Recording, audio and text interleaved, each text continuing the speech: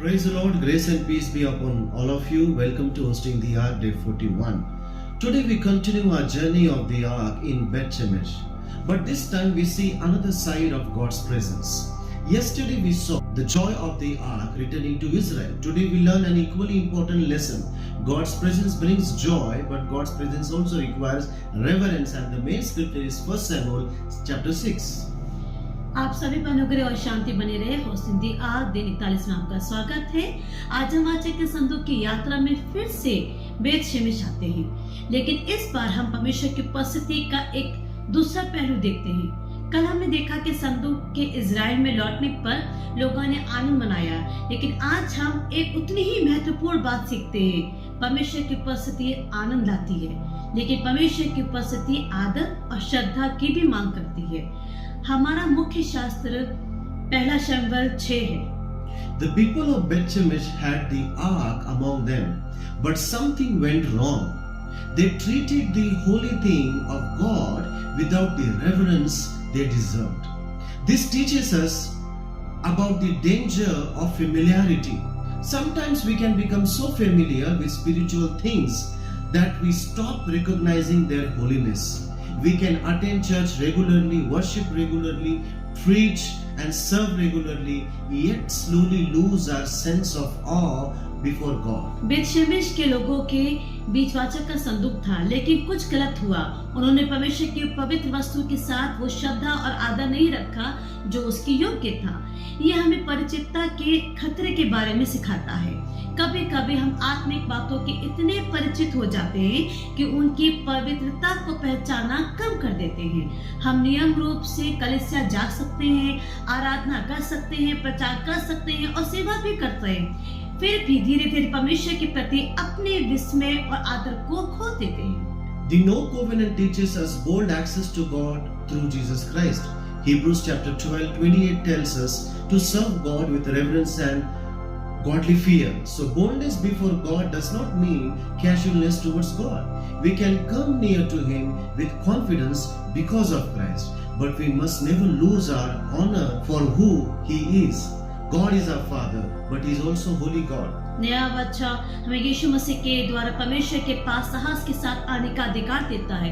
इब्रानियों 12:28 हमें सिखाता है कि हमें भक्ति और परमेश्वर के भय के साथ उसकी सेवा करनी चाहिए। इसलिए परमेश्वर के सामने साहस का अर्थ परमेश्वर के प्रति लापरवाही नहीं है। मसीह के कारण हम विश्वास के साथ उसके निकट आ सकते हैं, लेकिन हमें कभी ये नहीं भूलना चाहिए कि वो कौन है। परमेश्वर हमारे पिता हैं, लेकिन वो पवित्र परमेश्वर भी हैं। The ark was not an ordinary object. It represents God's covenant and His holy presence among His people.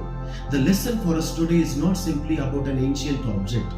The New Testament tells us something remarkable in 1 Corinthians 6:19, that your body is the temple of the Holy Spirit. Now the question becomes personal. How am I treating the presence of God within me? वाचा का संदूक कोई साधारण वस्तु नहीं था। वो परमेश्वर की वाचा और अपने लोगों के बीच उसकी पवित्र उपस्थिति का प्रतिनिधित्व करता था। आज हमारे लिए ये शिक्षा केवल एक प्राचीन वस्तु के बारे में नहीं है। नया नियम 1 कुरिन्थियों 6:19 में एक अद्भुत सत्य बताया गया है। तुम्हारी देह पवित्र आत्मा का मंदिर है। अब ये प्रश्न व्यक्तिगत हो जाता है। जो परमेश्वर की उपस्थिति मेरे भीतर है, मैं उसके साथ कैसा व्यवहार कर रहा हूँ। If we are carriers of the presence of God, then His presence should influence the way we live. It should influence our thoughts, our words, our relationships, our decisions. Our homes should reflect His character. Our ministry should reflect His holiness. Our private life should agree with public worship. And this is what it means to carry the presence of God's responsibility. यदि हम परमेश्वर की उपस्थिति के वाहक हैं, तो उसकी उपस्थिति हमारे जीवन जीने के तरीके को प्रभावित करती है। ये हमारे विचारों, शब्दों, संबंधों और निर्णयों को प्रभावित करे। हमारे घर उसके चरित्र को प्रतिबिंब करे। हमारी सेविकाएं उसकी पवित्रता को प्रकट करे। हमारा व्यक्तिगत जीवन हमारी सार्वजनिक आराधना के अनुरूप हो। यही परमेश्वर की उपस्थिति को जिम्मेदारी से लेकर चलना है। God is raising people who will not only experience His glory, but will also carry His holiness. We need both fire and purity, power and character, presence and the reverence, glory and holiness. So we cannot only say that We want the presence of God while deliberately protecting areas of disobedience in our lives. The presence of God is not something we use. His presence transforms us. परमेश्वर ऐसे लोगों को उठा रहा है जो केवल उसकी महिमा का अनुभव ही नहीं करेंगे बल्कि उसकी पवित्रता को भी लेकर चलेंगे।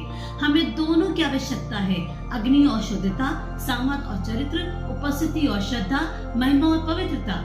हम ये नहीं कह सकते कि हम परमेश्वर की उपस्थिति चाहते हैं और साथ ही अपने जीवन में जानबूझकर अवज्ञा के क्षेत्रों को सुरक्षित रखते हैं। परमेश्वर की उपस्थिति ऐसी वस्तु नहीं है जिसका हम उपयोग करें, उसकी उपस्थिति हमें बदलती है। Beth Shemesh therefore gives us a balanced revelation. Day 40 taught us to rejoice in the presence of God, but today teaches us the reverence of God's presence. We must never lose the wonder of who God is. When we host His presence, we must host with humility, holiness and integrity. इससे Beth शेमेश हमें एक संतुलित प्रकाशन देता है। दिन 40 ने हमें सिखाया कि परमेश्वर की उपस्थिति में आनंदित हो। दिन 41 हमें सिखाता है कि परमेश्वर की उपस्थिति में आदर करें। हमें कभी ये विस्मय नहीं होना चाहिए कि परमेश्वर कौन है। जब हम उसकी उपस्थिति की मेजबानी करते हैं तो हमें उसे नम्रता, पवित्रता और ईमानदारी के साथ लेकर चलना चाहिए। Thank you for joining us today in hosting the Ark. God bless all of you. Hosting the arc में हमारे साथ जुड़ने के लिए धन्यवाद। परमेश्वर आप सभी को आशीष दे।